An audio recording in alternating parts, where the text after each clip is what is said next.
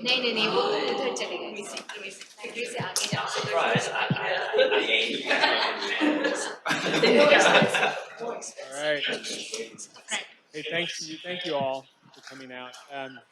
I am taking the place of the Vice Provost, who was unable to make it, but my name is Richard Porter, and I direct the Office of International Student and Scholar Services. So thank you all so much, and we really appreciate the folks who have come out to present to you some what I think is very useful information, and I would like to commend Beth and Kat for organizing the event, both of our my student life staff, and wonderful advocates for you and creates events like this. So thank you so much, Beth and Kat. So we're going to talk specifically about a variety of topics tonight. No one's in trouble. He's supposed to be here. I'm not being protected. So that's what's going on there. He's coming to talk to you about what the tech police do here and how they are a resource to you here on campus, and some very helpful information.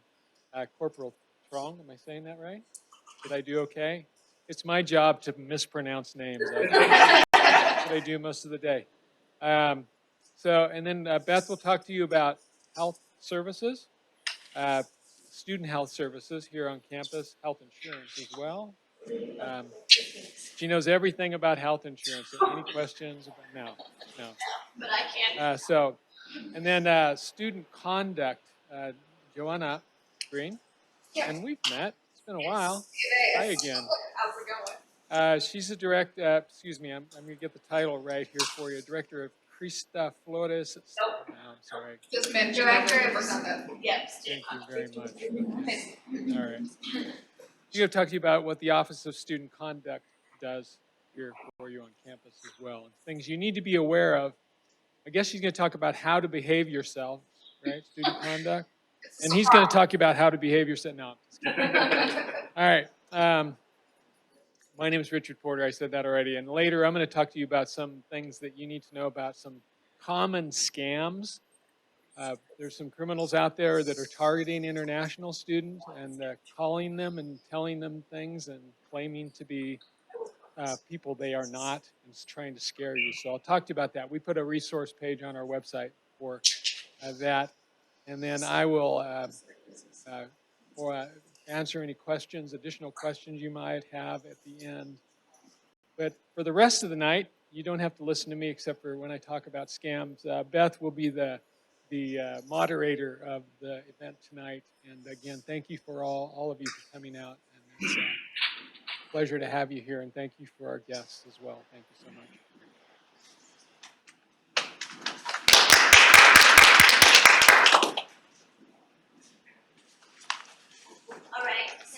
Just so y'all know as well, those of you who are here, if you find this information helpful and you know fellow students who would really like to know a lot of the resources that we're sharing tonight, we are recording this so that you guys have this resource to refer back to in the future, because we know that no matter what time we choose for any event, it's not going to work for everyone.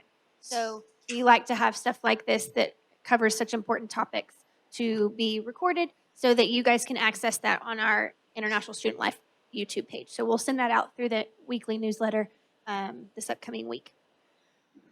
Like Richard said, I am Beth Mora. I'm the International Student Life Administrator.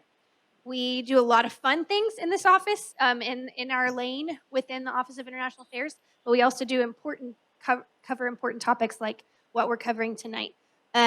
We wanted to have each of these offices here because we know that there's published and documented information that tells us things like international students, like Dr. Porter said, are targets of scams because they think they can use the immigration lane to, manipulate you. And so he's going to be sharing stuff like that. Academic integrity. If you've come from a institution, whether it was in high school or even your undergraduate degree in another country, you may not be aware of the level of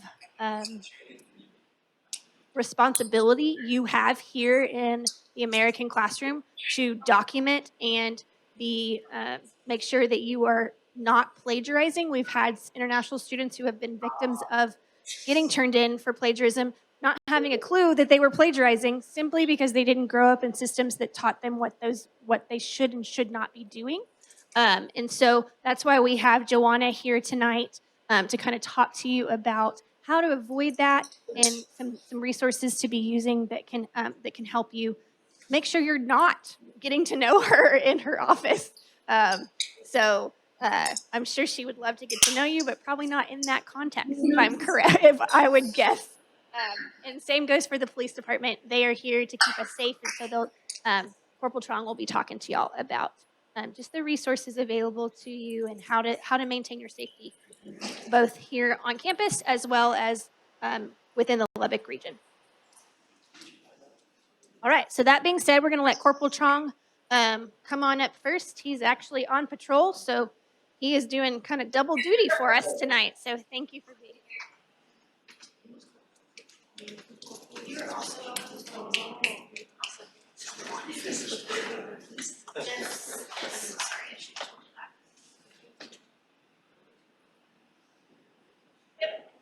You're just going to click this button to keep on. All right, how's everyone doing? Well, my name is Corporal Truong. I am a corporal with the Texas State Police Department. My specific job title is in patrol, mainly the first level supervisor for the patrol division. A little bit about me is I've been in law enforcement for going on 11 years, 5 with Tech and then 5 with Garza County. And then 1 year with some small town with less than 50 people in it. It doesn't really count. But why I'm here today is campus safety.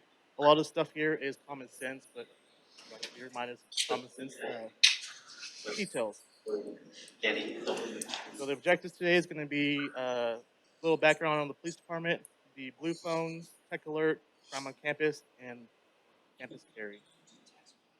The police department was created in 1959. Basically, our jurisdiction is statewide. Any land that's owned, leased, or tech has properties where we have jurisdiction. But for us, our main priority is campus. Oops. Our main priority is the campus. So don't be surprised if you see us stopping cars off campus. Like I said, we do have jurisdiction there. So I know we get that a lot. That can't stop us out here. It's all a myth. So we do have statewide jurisdiction. We have multiple divisions within our department, including admin, patrol, guards, investigations, communications, crime prevention, public relations, honor guard, and advice patrol. We are a fully functioning police department. We have coverage 24/7, 7 days a week, 365 days a year. I don't know how old the PowerPoint is, but I think we might have a little bit more commissioned peace officers, but we'll say 58 plus commissioned police officers within the department. And our duties entail traffic violations or enforcing traffic laws, investigating crime reports, and apprehending criminal offenders. Another way, so one of our main, calls for services are bicycle thefts. So this is this is a way to help deter bicycle thefts and help to recover your bicycle. If y'all don't know, Transportation Parking Services offers a free registration program for your bicycle. So you can either do it online or you can go to their office right beside ours at 4th and Flint and register your bicycle. Make sure you have the make, model, and serial number. And what they'll do, they'll give you a sticker. Basically, it's like a VIN number for your bicycle. Then you attach to it. Whenever we go out there to take the report, you can just let them know, or the officer know that you registered with us. So what we can do is we can enter that bicycle into the database, and if it gets stolen and someone tries to pawn it, we can recover that back for you. But like I said, make sure that's the big thing is to register your bicycle if you do have one. And also, if you like your bike, definitely invest in a good lock. I know people have thousands of dollar bicycles and use a $5 lock to lock it up. So what's pictured here is called a U-bolt lock. Of course, everything's not tamper-proof, so this is probably one of the better locks to get for your bicycle. Helps, I guess, takes them a little bit longer to get this off, but like I said, if you get a $5 lock, they're gone in 2 seconds. Cut it and they're gone. So definitely invest in your property that you're proud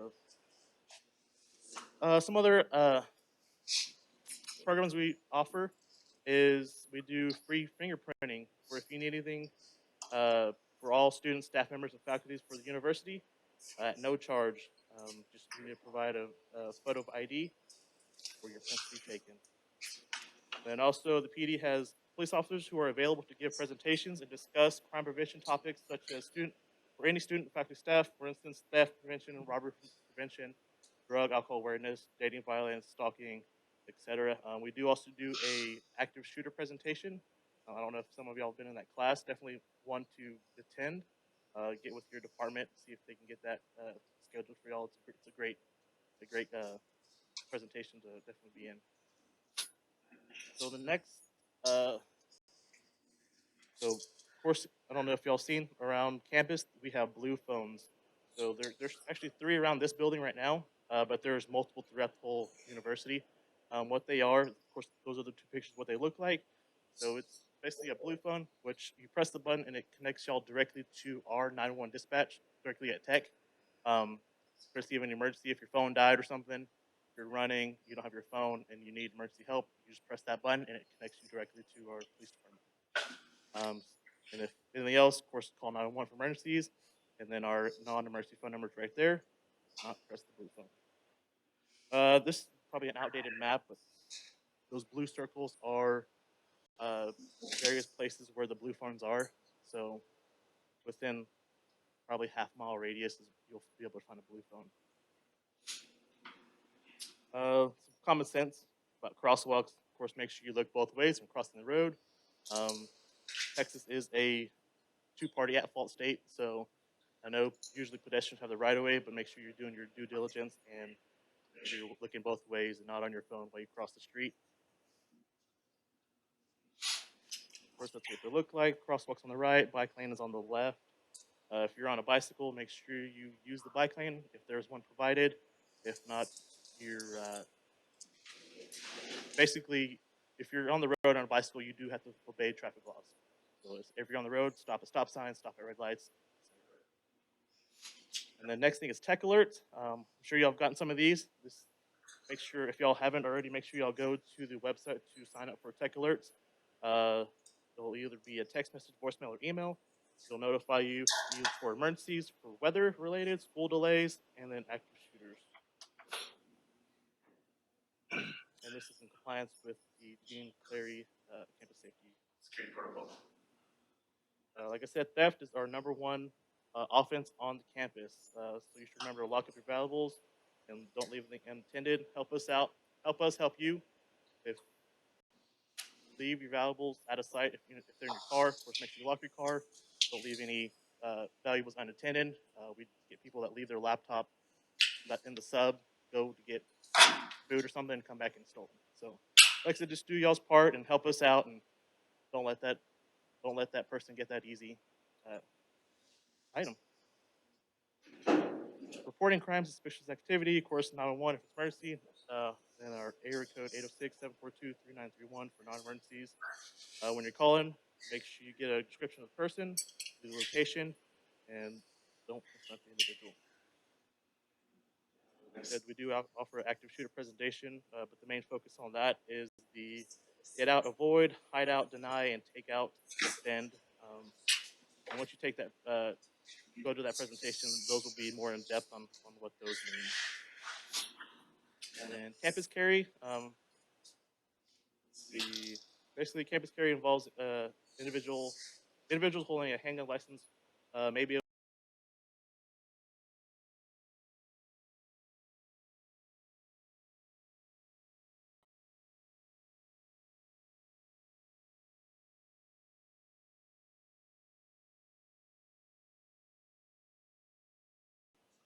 gives you the definition of handguns.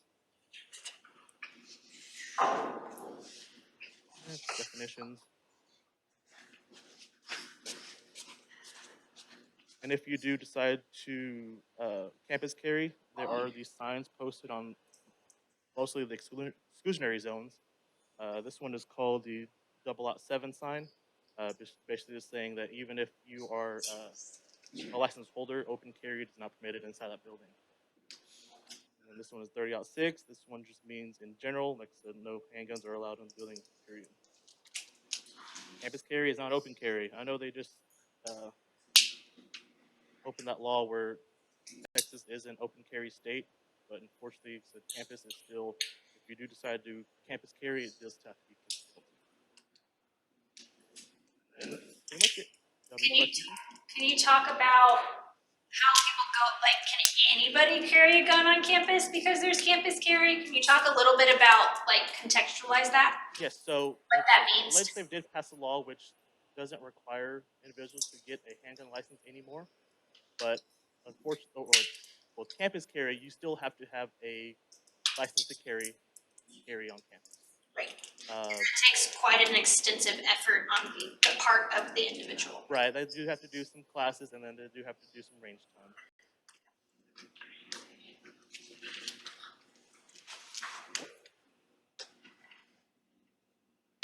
If they were to see someone operating with open carry, should they call y'all?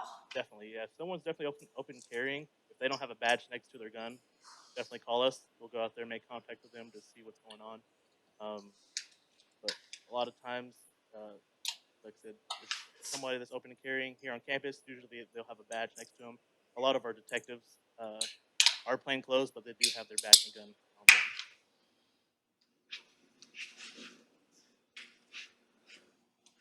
If I don't have any questions here, so you can feel free to email.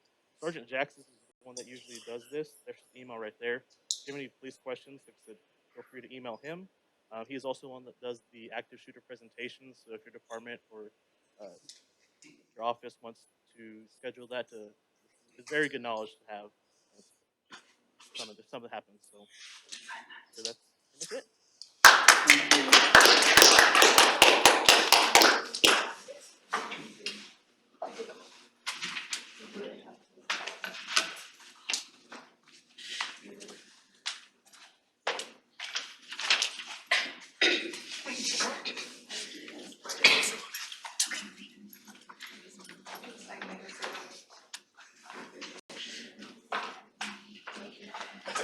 Okay. Obviously, I do not work for Student Health Services, so I probably will be pretty limited on answering any questions, but by all means, if y'all have questions as I go through some of this, do let me know. How many of you have already engaged, since you've been here in the United States, with the U.S. medical system in some way? Just raise your hand. Okay, a good amount of you. How many of you have ever visited, like, Student Wellness Center? Okay, most of you. How many of you ever visited an urgent care? Okay, just a few. How many of you ever visited an ER? Okay, a few of you have done that too. All right. Well, if you don't know what the difference of all of those are, we're going to kind of talk about that first, because I think that can sometimes be, plus some of the words and phrases and how it operates is extremely different than maybe what you're used to back home. And then we're going to talk about how you can make sure you are prepared if you find yourself sick or needing any of those resources, and simply how to access what you're already paying for. Because as we know, your insurance is extremely expensive. So we want to make, in the very least, want to make sure that you know how to use it and use it to the best extent possible when you find that you do need it, versus being fearful of the process and maybe just the uniqueness of the system versus what you're accustomed to. So that being said, we're going to start with a video that breaks down. It's by a company called International Student Insurance. So this is what they do. They help international students understand what how the U.S. healthcare system works and operates. So I'm going to play this for you, and then we'll talk about the specifics and how you can access your resources here on campus and through your insurance.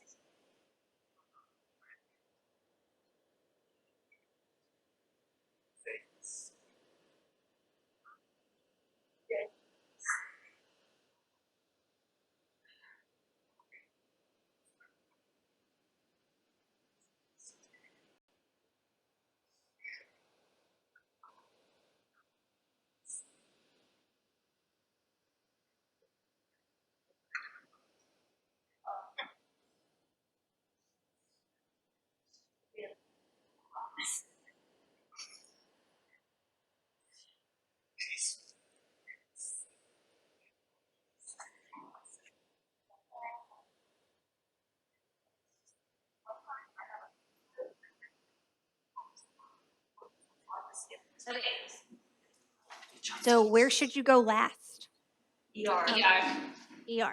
If you can help it. Obviously, if your situation is dire and you have an intense need, then by all means, go to the ER. We don't want you to make decisions based on your finances when really you need to be in an ER. But for most of you who are healthy, people in their teens or 20s, most likely what you're gonna need is gonna be able to be addressed at the student health center or at an urgent care clinic. UMC, which is the University Medical Center, obviously they have an urgent care clinic at their main hospital just across the street, but they also have one at the mall. So if you don't have a car, but you need an urgent care because maybe you need to go to the doctor after hours, that's a great option for you. And buses do run out to the mall, I believe, until about 8 o'clock. I think it's about an 8 to 8 shift, and that's Monday through Saturday. So, in that, there is a bus that runs from campus that goes out to South Plains Mall. So, something to consider if you think you ever will need an urgent care center that versus the student wellness center. All right. Let's get down to how many of you know what the name of your, it's actually, well, it is on here, so never mind, I won't ask that. I didn't think it was on the slide. Oops, oh, wrong thing. Hello, sorry. Slideshow. Okay, so you have what's called a team really that addresses your insurance needs. Academic Health Plan, or AHP, is your plan administrator. They're really the umbrella organization. They handle sending out information to you about what your insurance provides you. They give you, if you are seeking a waiver, they would be the ones who would deal with that. They also are the ones that help enroll you. You don't really have to enroll. You're enrolled. We enroll you. We enroll you. However, if you ever need, like they were talking about claims, where you need to submit something to get paid back, so you want to keep receipts because you want to get reimbursed, that's all done through AHP, your plan administrator. The insurance company is Aetna, and that's where they will also handle your claims. You can call and ask questions. That's who gives you your ID card, and I'll talk about how you access that. How many of you already have your ID card, know where it is, have already registered for it? Okay, see, y'all are informed. Great, but not all of you raised your hands, so that's good news. And then also, there's a large network of providers, and all of that is provided by your insurance company, Aetna. Okay, and so you access all of this information through ttu.myahpcare.com, and there are some important numbers that you probably should go ahead and put, if you haven't already, put those in your phone. Things like, I don't know if you can see it very well. We have it on another page. it's a little bit clearer, but there's a customer service call number for Aetna as well as AHP. They can offer you through Aetna. You have things like something called Teledoc, so you never actually have to go to the Student Wellness Center. How many of you knew you had Teledoc as part of your plan? Okay, one of you, sweet.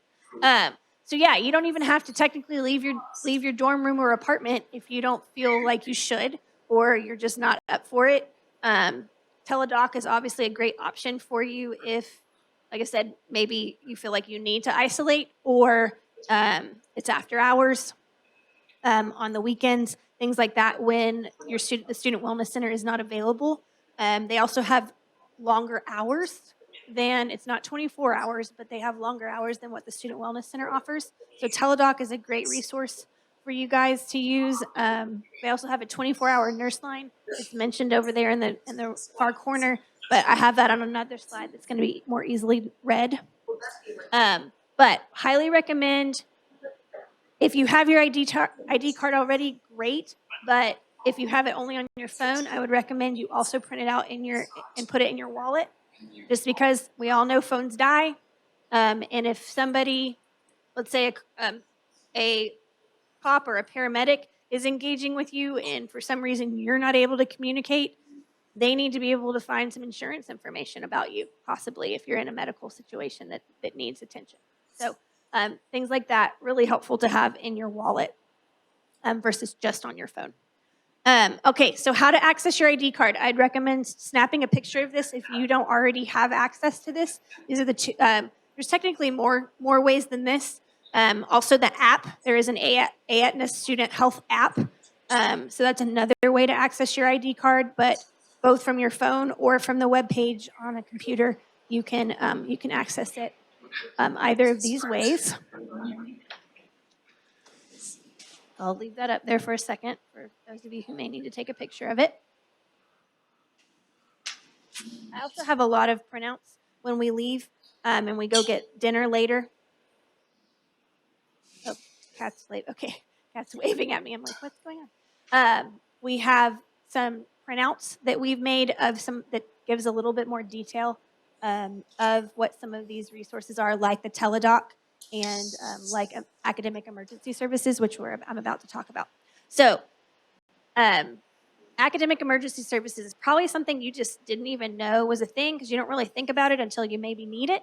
But if you're ever traveling outside of Lubbock, and maybe you have a PCP, a general practitioner or your primary care doctor already identified here in Lubbock, but you have a need outside of town. The teledoc's a great option, but this arm of AHP can help you out.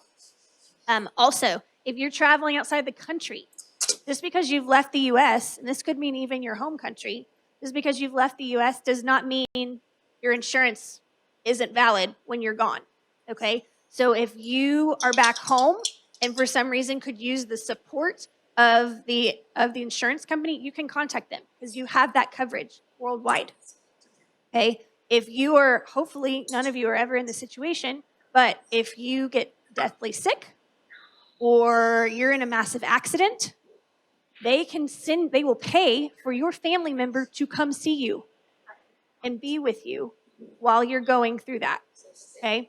And so there's some resources here that we hope you never have to utilize, but it's really important for you to know it's something that's available to you if and when you need it. And also it's really helpful for you to know this so you can tell your friends, okay? Because maybe you don't need it, but maybe they will. They'll also help with weird things, in my opinion, like lost luggage. Like, who would have thought your insurance company would help with lost luggage? But they will. So if you're struggling to get your luggage back and you're traveling internationally, or domestically, I guess for that matter, you can call them. They can help you.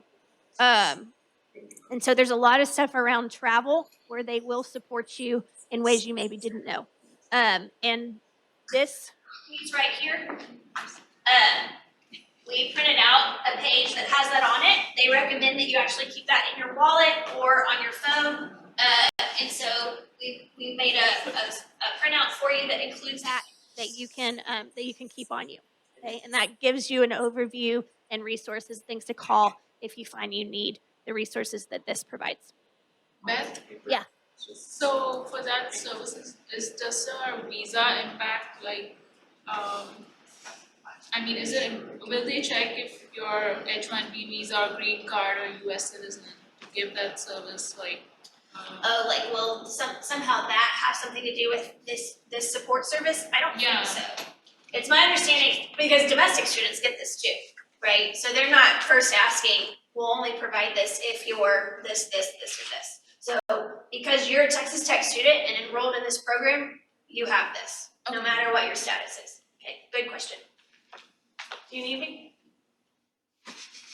They're waving at me in the box, going, stop. What? Okay, never mind. I don't know. I swear they were waving at me earlier. Richard might be like, you're telling them something wrong. I don't think so, though. And if they're real worried, they'll come out. So anyway, that's a great resource to know about. So top healthcare plan tips. That customer service line is a little bit more legible here. Aetna 1877-480-4161.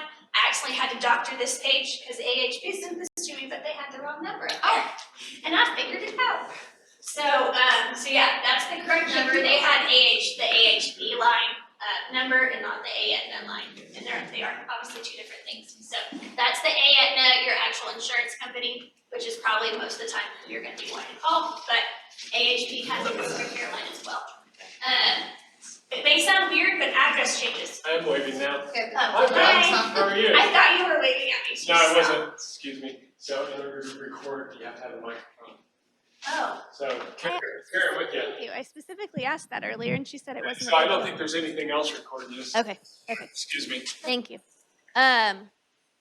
So address changes.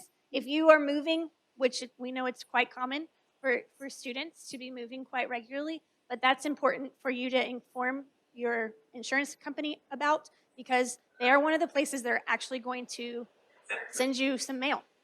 If you're ever going to, the doctor, and you pay a copay, but then oftentimes insurance actually needs you to pay more, you're going to get a bill via the mail. So it's important that you're keeping that information up to date so that you're not on accident not paying for something you need to be paying for. Emergency rooms, again, for emergency situations only. 24-hour nurse line, there it is, 1-800-556-1555. Again, I would recommend putting that in your phone so that you have it in when and if you need it. This is huge. Keep receipts of all payments, because whether it's paying for a prescription at the pharmacy, or it's paying for simply services rendered, you can get some of that money reimbursed to you if you then submit what's called a claim. And you can do that all through that TTU myahpcare.com. Online reviews. The great thing about the 21st century, you can check out your doctor before you even walk in the door, right? So definitely recommend you do that.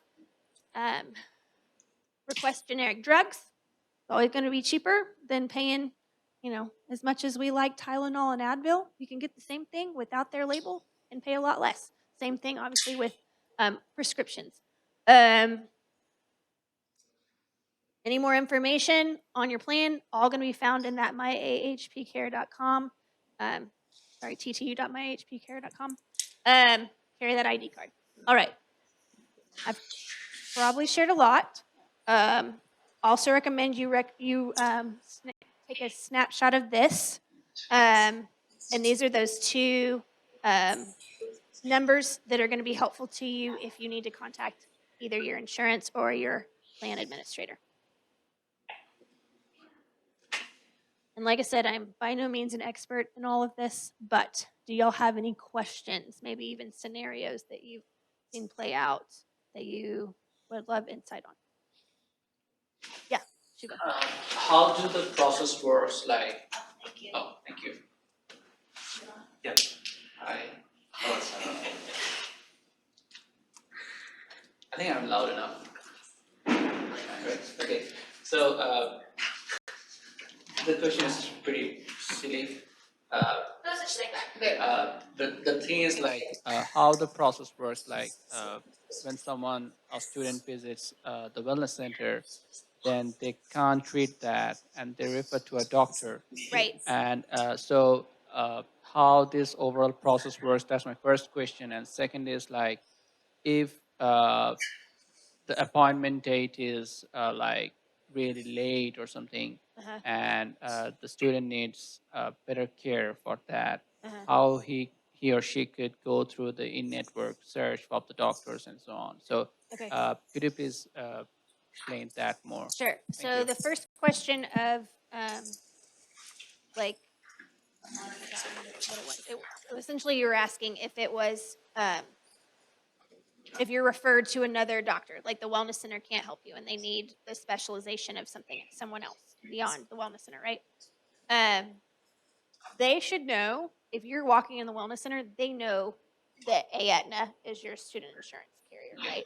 And so they're not going to probably recommend somebody outside of network.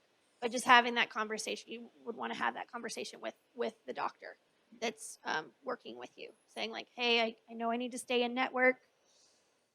Who do you recommend within network? And they should be able to give you a list, or in the very least help you look through the website and see kind of who has a specialization in whatever it is you need. And so I think the biggest thing is just being vocal and communicative and asking lots of questions. That's probably the best thing you could possibly do in that situation. Does that answer the first one? Yeah, a bit. Okay. And then 2 is a little bit more complex. How to like essentially advocate to get seen sooner than maybe what the appointment is.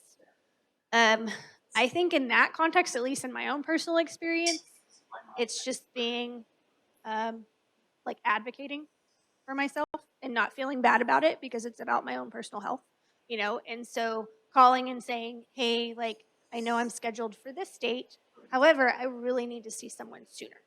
Could you Asking if there's cancellations. right, asking for exactly, asking if there's any cancellations, can I be put on a wait list for, on a call list for the next available appointment, things like that, just letting that person on the phone, whether it's a nurse or just a staff member at the facility, letting them know that you really do want to be seen sooner, I think is probably the best way. And then just being vocal, like calling, if they can't give you obviously an answer right then and there, which often they can't, um, maybe calling every morning and being like, hey, have y'all had any cancellations today? Okay. And it really is, it's unfortunate, but obviously the system's so gigantic and there's so much need that's really sometimes what you have to do. I have one last question. Okay. So, what I hear as a representative of my community, most of the students, they get injured while playing.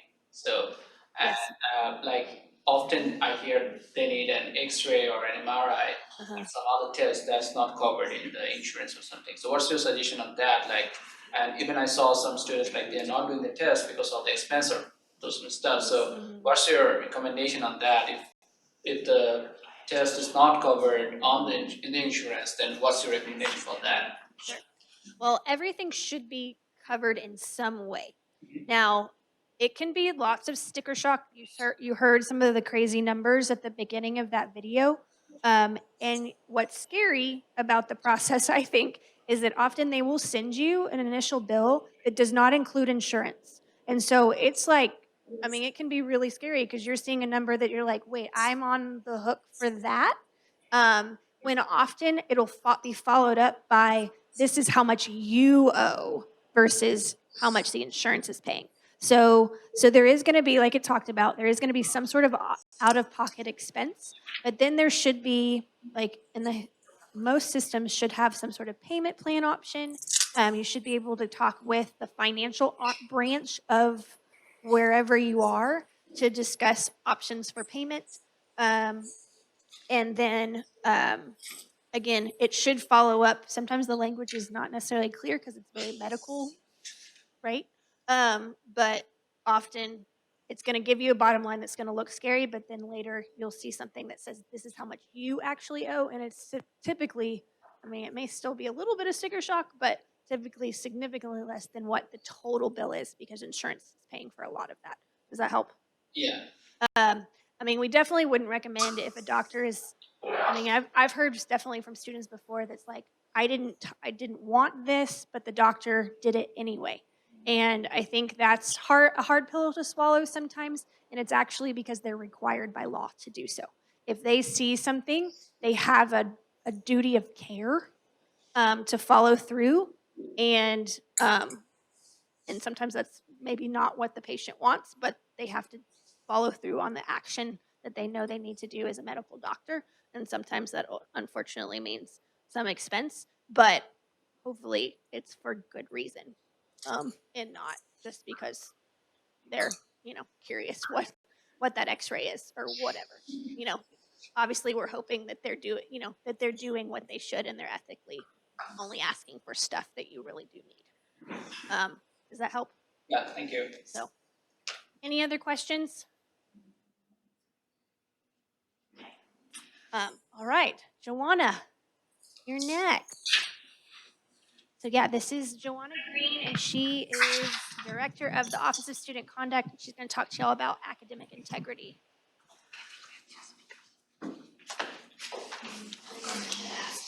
You don't have to stay if you want to move this.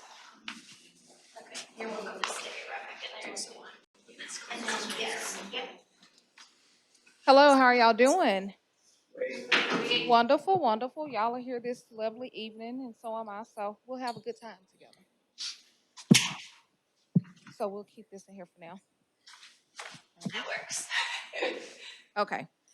So my name is Joanna Green, as Beth shared, with the Office of Student Conduct.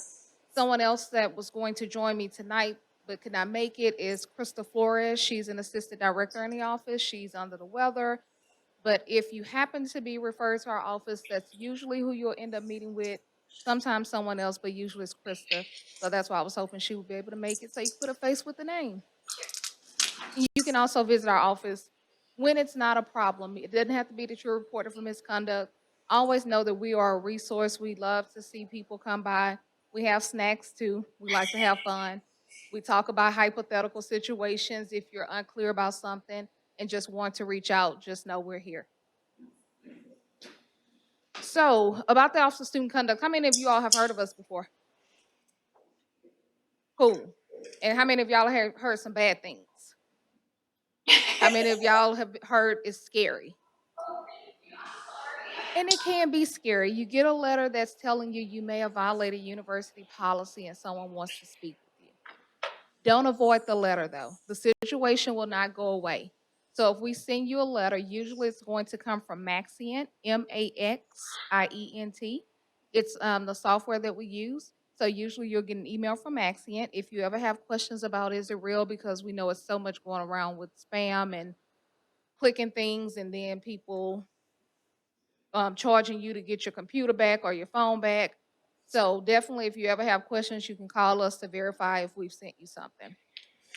Our office investigates and adjudicates a variety of things, and we're going to talk about some of those with some examples here in just a bit. The student conduct process allows for you to be heard. When you're reported to our office, our assumption is not from the start that you are responsible for a violation. We're reviewing the information that we receive, and we want to hear your side of the story if you're willing to share it. So when you get that letter and it's scheduling you for a meeting or it's asking you to schedule a meeting, it's because we really do want to hear from you or want to give you an opportunity to tell your side of whatever the situation is. You can be reported for a variety of things. Anybody can report to our office, so we receive reports from additional students. Students may report other students. We receive reports from faculty, staff, people in the community can report. If you're away on vacation in Florida and something happens and someone knows that you are associated with tech and they report it back to our office, we review and investigate that as well. So anybody can report to our office. Our office utilizes preponderance of evidence standard. How many of you all have heard of that standard? Do you know anything about that? So preponderance of evidence means it's more likely than not. So it's enough information to say one way or another something did or did not occur. And so that's another reason why it's important, if you're able to have a conversation about whatever was reported, that you have that conversation with us, because we can only make a final decision based on the information we have. And so if it's 3 pieces to the story and we only have the 2, we can only make the decision based on the best information with what we have. So we would love to hear from you. Prevention and education are some of our goals. So contrary to popular belief, our goal is not to suspend students or expel students. That actually is heartbreaking for us anytime a situation like that happens. Our goal is to help retain students. We want to help at the university level as well and be good partners with trying to retain our students. So that is not the goal, to suspend or expel, although some situations may warrant that at times, but that's not the goal. So do know. What are some of the things that you all think our office see? Just shout it out. What type of stuff might we address? Plagiarism? Good one. Plagiarism for the recorder, sorry. Don't be shy. Just throw it out. What's something you think someone would be reported to the Office of Student Conduct for? Student behavior in the classroom. Absolutely. So sometimes, especially instructors, but sometimes students will report other students if they feel that students are being disruptive and they've potentially talked to their instructor about it and nothing's happening. We've received reports sometimes about what they've described as disruptive behavior, and it may or may not rise to that level, but we will review it. So sometimes you'll have students in a class where it's like excessive talking or something, and so they One student may talk to the instructor and say, I can't focus. These two students continue to talk throughout the lecture, and I'm missing some of the points that you're giving. And the instructor says, okay, I'll address it, but the behaviors continue. So students may report that to our office, or they may report it to someone else who refers them to our office for assistance. So we will follow up, for instance, with those students. And it may or may not rise to an actual violation, but we will at least address the concerns. So some of the things, this is not an all-inclusive list, but some of the things that I wanted to kind of just put out there for us to talk about with our brief time tonight, some of the things we see are related to alcohol. So whether it's underage drinking or if it's excessive drinking, you're transported to the hospital or something for excessive alcohol or other drugs. So, and drugs being whether it's marijuana, I know that they opened a new dispensary. I think it's in in New Mexico or something like that. And they were talking about the concerns with people bringing it back to Texas. So don't get caught up going to get recreational drugs because it's still not legal in Texas. I know people visit Colorado and have some fun there again. It's not legal in Texas, so don't get caught up. Student organization misconduct. How many of y'all are involved in student organizations? So our office will see those type of situations as well sometimes if it rises to a certain level. More specifically, especially if it's injuries or certain types of hazing that's alleged, or if it's other dangerous activities occurring or hospitalizations and things that may come straight to my office instead of staying within campus life. Academic integrity, we'll talk a little bit more about this one. So this is not all inclusive, as I said, but some of the things I wanted to highlight, people getting reported for is cheating, plagiarism, self-plagiarism, collusion, falsifying records, misrepresenting facts. So cheating. How many of y'all think cheating is just this type of cheating? How many of y'all think cheating looks just like that and that's the only cheating that exists? Good. I'm glad you don't, because cheating comes in different varieties and forms, and it does happen. It is reported. Even if you don't get caught the first time, usually you will get caught. So don't do it. I can understand the stressors of wanting to excel, wanting to do great, get those good grades, but it's not worth it in the end.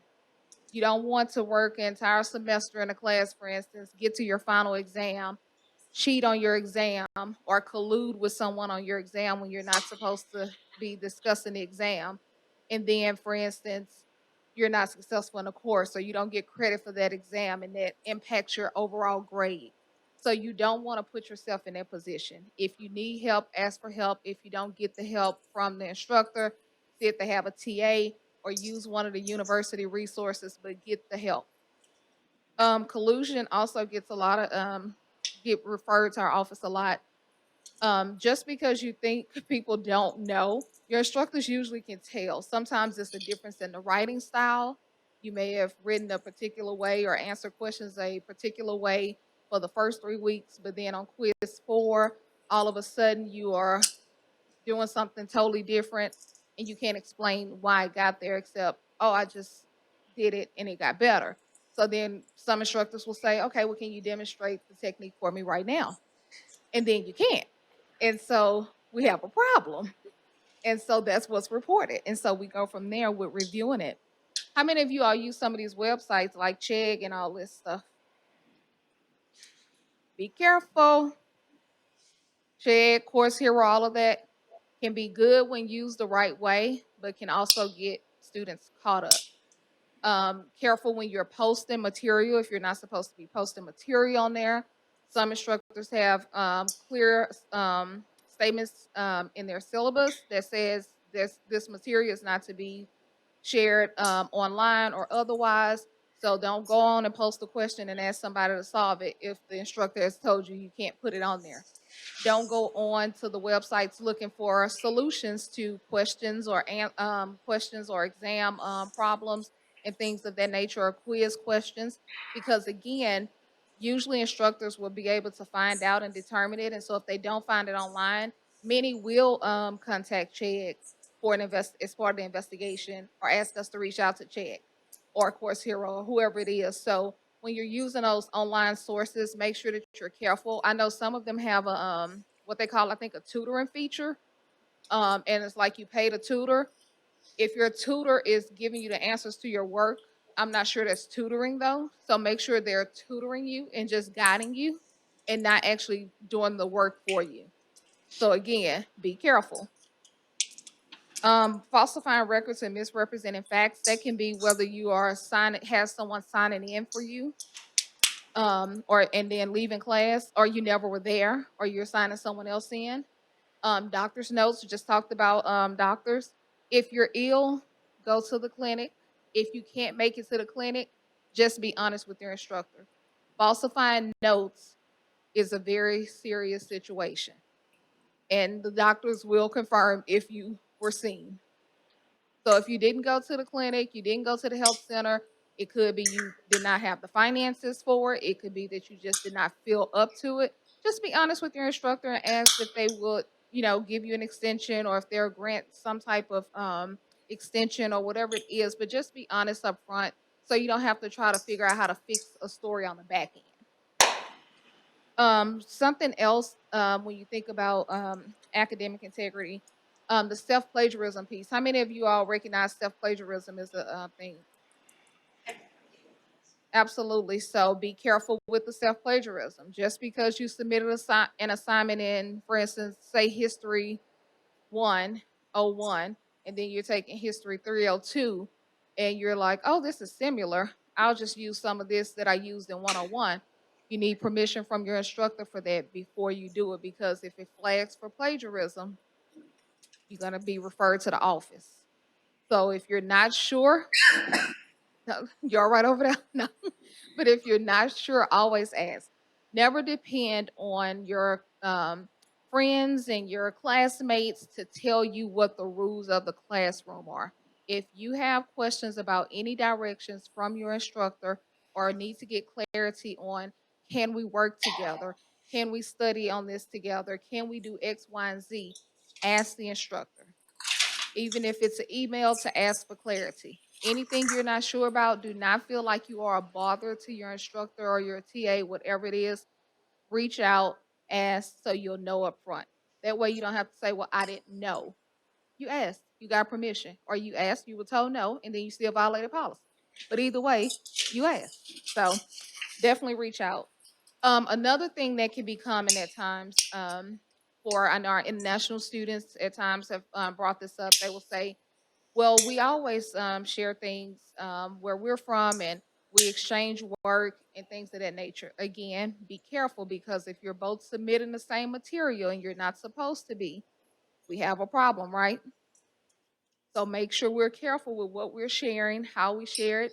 If you're if you've taken a class this spring semester and you have a friend taking it in the fall, it's not always okay that you're sharing assignments from that class. So you need to make sure that it's information that you can share, and it's not your work that they can resubmit, because that also could be a violation for providing the work to that person.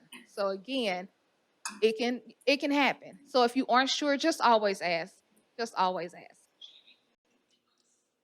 I almost feel like it's one of those two where it's like, if you're even questioning if it's wrong, Yep. a good chance it is.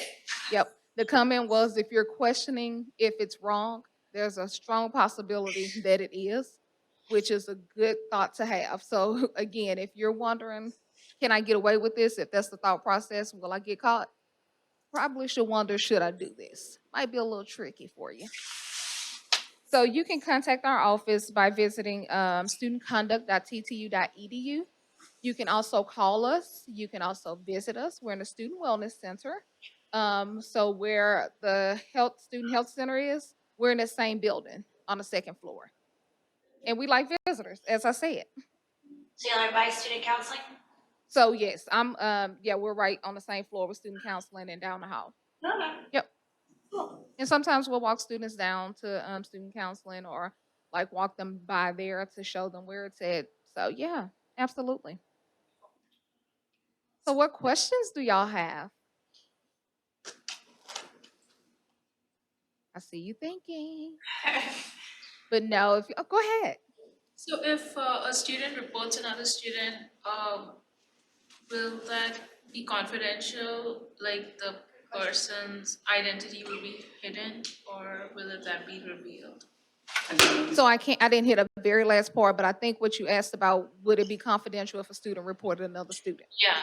So in short, I will not give you a blanket confidentiality clause because that doesn't exist.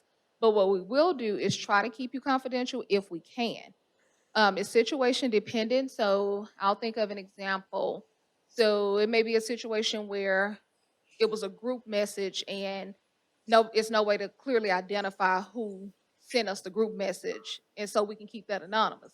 But if it's a one-to-one situation where your roommate used your assignment because y'all are in the same class and they used your computer and turned in the assignment and you had no idea and you want to report them, that's going to be a little harder because that person more likely than not knows, well, I know we were working on it or I know she was working on it and I turned it in. So this person reported me. But we would still try to, as best as possible, keep you confidential when we could. And when we cannot, what we always do even when it's not just a student reporting a student, sometimes parents report on behalf of their students. We reach out to those students to ask about their comfortability with us moving forward with an investigation. If it's something that we do not have to move forward with, and it's something that we can just keep on file first, that is something we would try to do as well if the student is not comfortable with this moving forward. If it's something egregious enough that we feel we have to move forward on it, we will talk to that student about resources. We also have a retaliation policy at the university, take that very seriously. So if you do report someone for whatever reason, it doesn't have to be just academically related, and you feel you're being retaliated against, contact our office. If it's, of course, if it's more severe, contact the police and then us, but contact our office and we'll review it and address that as well. Absolutely. Thank you for that question. What would you say is the greatest resource on campus in terms of ensuring that you're not plagiarizing? I wouldn't stick to just plagiarizing though, because it's more to it. So I would just say the greatest resource is talking to your instructor. Okay. Always getting clarity. When you're thinking about something and you're not sure if I can use this resource, if we can have the study group for this exam that's coming up, if you're not sure, talk to the instructor. Send an email if you can't get in during office hours. Don't wait until the last minute. Just go ahead and be honest up front. Ask, can I use this? Can I use that? Can we do this? Just so we're clear. Yeah, talk to the instructor. So I know sometimes it can be a little interesting when you have questions but don't want to ask in front of the group. So do not hesitate to contact our office. If someone's not available to talk to you and give you an answer at that time, leave a name and a number. We absolutely will call you back. I'm very big on customer service in my office. And so we try to return calls as promptly as possible. So always leave us a message and we will reach back out to see how we can assist. All righty. Thank you. Any other questions? Okay. Well, thank you all so much for having me.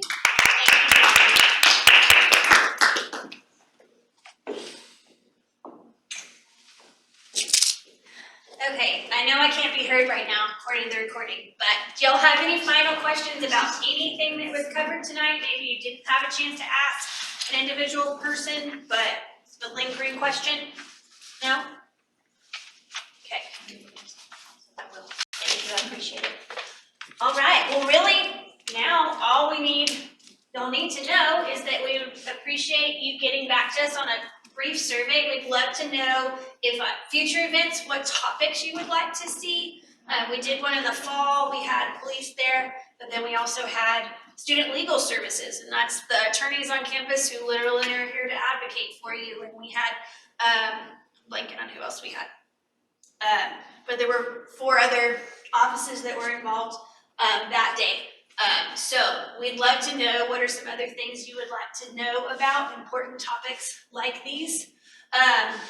And then I keep forgetting that we still have one presentation. Sorry. Yeah, but I'm going to be really quick because I smell pizza too. I don't know about Exactly. you. I was going to say we have pizza. So that's. I'm just going to get up a website. We were also going to take additional questions but we'll skip that. I just want to show you our resource page in essence, if I can find it real quick here. You go to our website here and then go to international students. We have immigration and alerts page. That will be showing you some different updates, but on the top of that, you'll see that there's a link to another page here. And so, really briefly, right? Because I do think it's important, but you don't need to hear a lot. Right? We have had students who have lost thousands of dollars. One student, $15,000, because they got scared, and somebody called them and they got scared because that person called them and said, I work for the U.S. government. Department of Homeland Security, Social Security, IRS, and I know you've been a bad, bad boy or bad, bad girl. And we're going to come and arrest you if you don't listen to me and do what I want you to do. And they do silly things because they get scared. No government official in the U.S. will ever call you and start threatening you and asking for money. They are crooks. They are criminals. They are the bad guys. So this is why we have this page, and it talks about the different types of scams and different things that you need to know. But what you need to know, again, is just your takeaway, and whoever is listening, because we're recording this, please don't get scared. Call us if you think that well, maybe they are real. Maybe they're not, but I'm scared. Just call us. Go to our page, talks about all the different scams. Not all of them, they're very creative, right? So, but don't let somebody call you and pretend to be a government official and then scare you, and then you do silly things like give them money. Hang up. Or if you're still scared, send them to me. I would love to talk to them. He has before. I have before. It was fun, you know. They're criminals, right? So just be careful. We want to make sure that you don't get scammed, and that's really tragic because I mean, literally, people have lost thousands. I'll give you an example. Told them to go to a store, and they were buying gift certificates and reading those gift certificate numbers to the person over the phone. You do silly things when you're scared. Okay?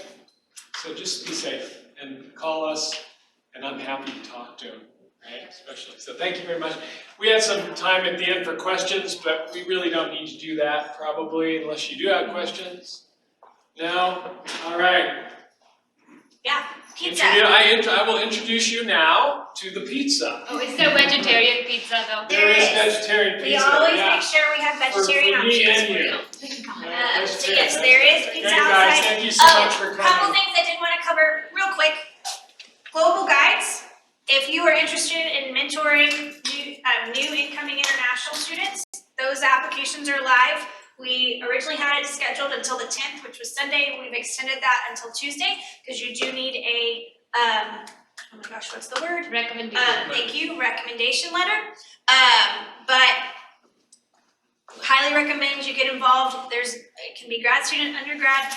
The population you would be primarily working with are undergraduate students, but we welcome anybody who is interested to apply for that. If you have any questions, don't hesitate to let me know. There's also a few global guides floating around out there, so if you would love to talk to someone who's currently in that role, I would happily introduce you. Also encourage friends to apply if you feel like there's somebody who would be a really good fit for something like that. It's a year-long program. Something else, Worldwide Showcase. How many of you have ever heard of the International Talent Show here on campus? Hopefully all of you. If you haven't, it was in your newsletter this week. It'll be in your newsletter until the 23rd, but that's happening the evening of April 23rd at the Allen Theater. Encourage y'all to come out, bring your friends, encourage your domestic friends to come. It is a fantastic night. It really celebrates the diversity here on campus and the beautiful art and culture that you guys bring to this university. So, that being said, let's go to pizza. Thank you. Sure.